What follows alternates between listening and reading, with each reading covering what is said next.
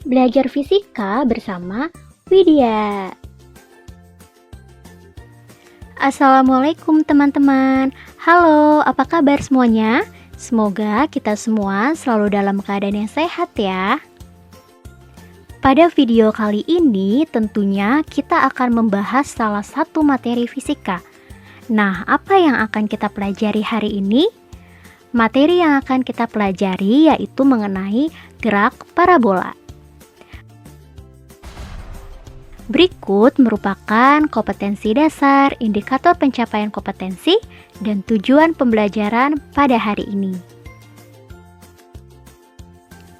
Sebelum kita membahas mengenai gerak parabola, mari kita simak hal berikut ini. Pernahkah kalian menendang bola bersama teman-teman? Pernahkah kalian melempar bola basket ke dalam ring? Atau pernahkah kalian melihat pemadam kebakaran saat sedang memadamkan api? Nah, peristiwa tersebut sering sekali ya kita lihat dalam kehidupan sehari-hari. Jika kita amati peristiwa tersebut, tentunya sangat berhubungan loh dengan materi yang sedang kita pelajari, yaitu mengenai gerak parabola. Mari kita bahas lebih lanjut mengenai gerak parabola. Gerak parabola merupakan gerak benda yang berbentuk lintasan parabola. Nah, parabola itu sendiri adalah kurva berbentuk melengkung. Tapi pada fenomena yang sebenarnya, gerak parabola itu kurvanya membentuk melengkung ke bawah. Mengapa ya? Hal ini terjadi karena dipengaruhi oleh gravitasi yang menuju ke pusat bumi. Jadi, ada 4 faktor yang mempengaruhi terjadinya gerak parabola. Apa saja itu? Yang pertama, adanya gaya yang menyebabkan benda bergerak. Kedua, adanya sudut elevasi. Ketiga, hambatan atau gesekan udara yang kita abaikan. Dan keempat, adanya gravitasi. Selanjutnya, yuk kita cari tahu mengenai lintasan gerak parabola. Ini adalah gerak parabola pada koordinat kartesius yang merupakan bidang 2 dimensi, yaitu dimensi X dan dimensi Y. Di mana ketika benda dilempar, maka benda tersebut memiliki kecepatan awal atau V0 yang arahnya miring. V0 ini akan membentuk sudut dari sumbu horizontal atau sumbu X. Sudut ini dinamakan sudut elevasi dengan simbol theta.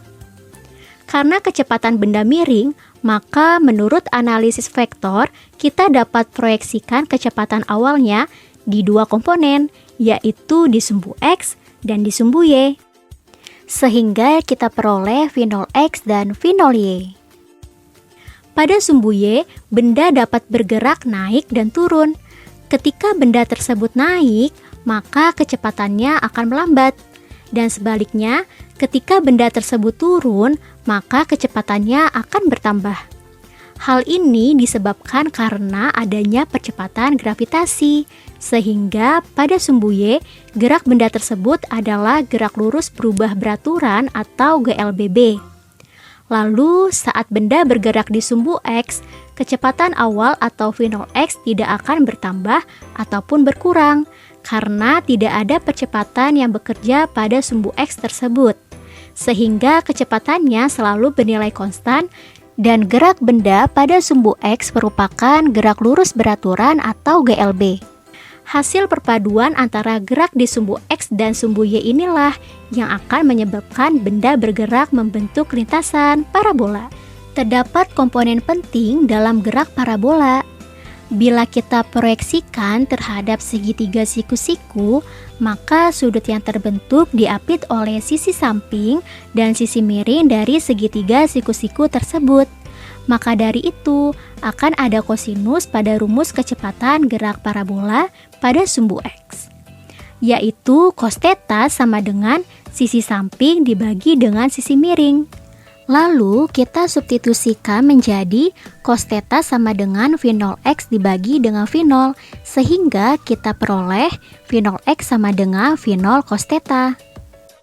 Karena gerak pada sumbu X merupakan GLB, maka tidak ada perubahan kecepatan pada sumbu X atau bisa kita sebut V0 X sama dengan Vx.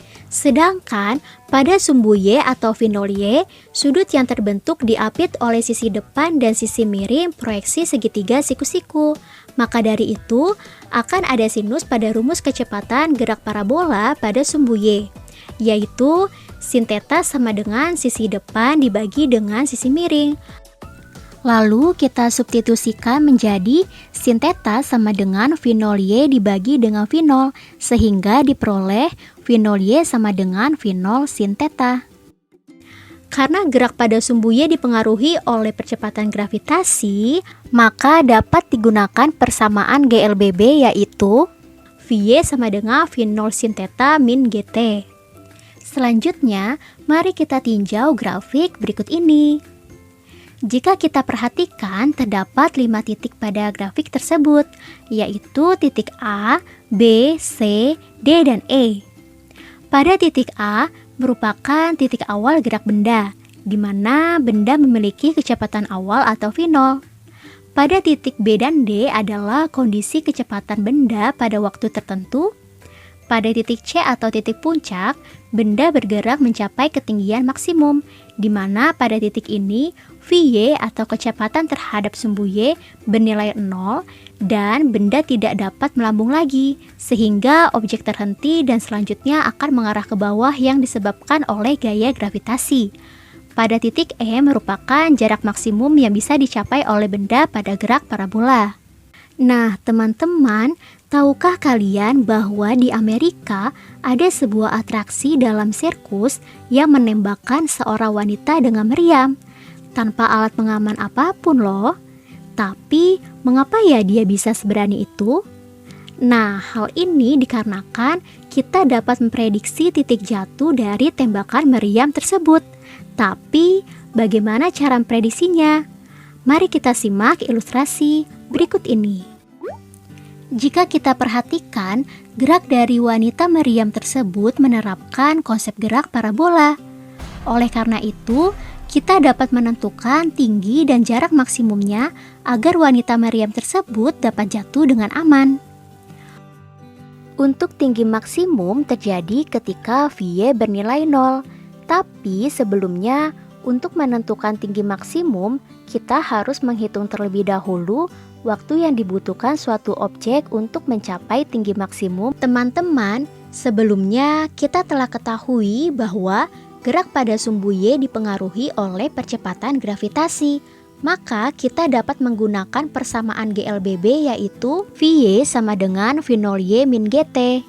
Lalu kita substitusikan nilai Vy menjadi 0 sama dengan V0 Y min GT. Kita pindah ruas menjadi GT sama dengan V0 Y. Lalu kita dapatkan T sama dengan V0 Y dibagi dengan G. Atau dapat kita tuliskan menjadi Ty max sama dengan V0 Y dibagi dengan G. Lalu kita substitusikan menjadi V0 sin theta dibagi dengan G. Lalu, untuk menentukan tinggi maksimum suatu objek, kita dapat menggunakan rumus Y max sama dengan V0 sin theta dikali Ty max dikurang dengan setengah GTy max kuadrat. Lalu kita substitusikan menjadi V0 sin theta dikali V0 sin theta dibagi G dikurang setengah dikali G dikali V0 sin theta dibagi G lalu dikuadratkan. Hasilnya menjadi V0 kuadrat dikali sin kuadrat theta dibagi dengan G dikurang setengah dikali G dikali V0 kuadrat kali sin kuadrat theta dibagi dengan G kuadrat. Sehingga dapat kita tuliskan menjadi V0 kuadrat dikali sin kuadrat theta dibagi G dikurang G dikali V0 kuadrat kali sin kuadrat theta dibagi dengan 2G kuadrat. Lalu G-nya dapat kita coret sehingga menghasilkan 2 V0 kuadrat dikali sin kuadrat theta dikurang V0 kuadrat dikali sin kuadrat theta dibagi dengan 2G. Sehingga kita dapat peroleh rumus Y max sama dengan V0 kuadrat dikali sin kuadrat theta dibagi dengan 2G. Kemudian Ketika posisi suatu objek mencapai tinggi minimum, yaitu menyentuh sumbu X, kita namakan dengan jarak maksimum. Tapi sebelumnya, untuk menentukan jarak maksimum, kita harus menghitung terlebih dahulu waktu yang dibutuhkan suatu objek untuk mencapai jarak maksimum. Kita dapat ketahui bahwa waktu yang dibutuhkan objek untuk naik atau untuk mencapai titik tertinggi sama dengan waktu yang dibutuhkan objek untuk turun atau mencapai tinggi minimum. Waktu objek untuk naik dan turun tersebut sama dengan jumlah waktu yang dibutuhkan objek untuk mencapai jarak maksimum. Kita dapat tuliskan bahwa Tx max sama dengan 2 kali Ty max. Sehingga dapat kita tuliskan menjadi Tx max sama dengan 2 dikali V0 Y dibagi dengan G. Lalu kita substitusikan menjadi 2 dikali V0 sin theta dibagi dengan G. Selanjutnya, rumus yang digunakan untuk menentukan jarak maksimum yaitu X max sama dengan V0 cos theta dikali Tx max. Lalu, kita substitusikan menjadi V0 cos theta dikali 2 V0 sin theta dibagi dengan G. Hasilnya menjadi V0 kuadrat dikali 2 sin theta kali cos theta dibagi dengan G. 2 sin theta kali cos theta sama dengan sin 2 theta, sehingga rumus X max dapat kita peroleh menjadi V0 kuadrat dikali sin 2 theta dibagi dengan G. Dengan menerapkan konsep gerak parabola dan formula itulah, wanita Maryam dapat berhasil jatuh dengan aman. Nah, ternyata bermanfaat sekali ya teman-teman jika kita mempelajari konsep dari gerak parabola ini, karena dapat digunakan dalam kehidupan kita sehari-hari loh. Cukup sampai di sini saja ya teman-teman. Silakan kalian tonton video part 2 untuk melakukan percobaan dari gerak parabola secara virtual menggunakan PET Simulation. Sampai jumpa. Wassalamualaikum teman-teman.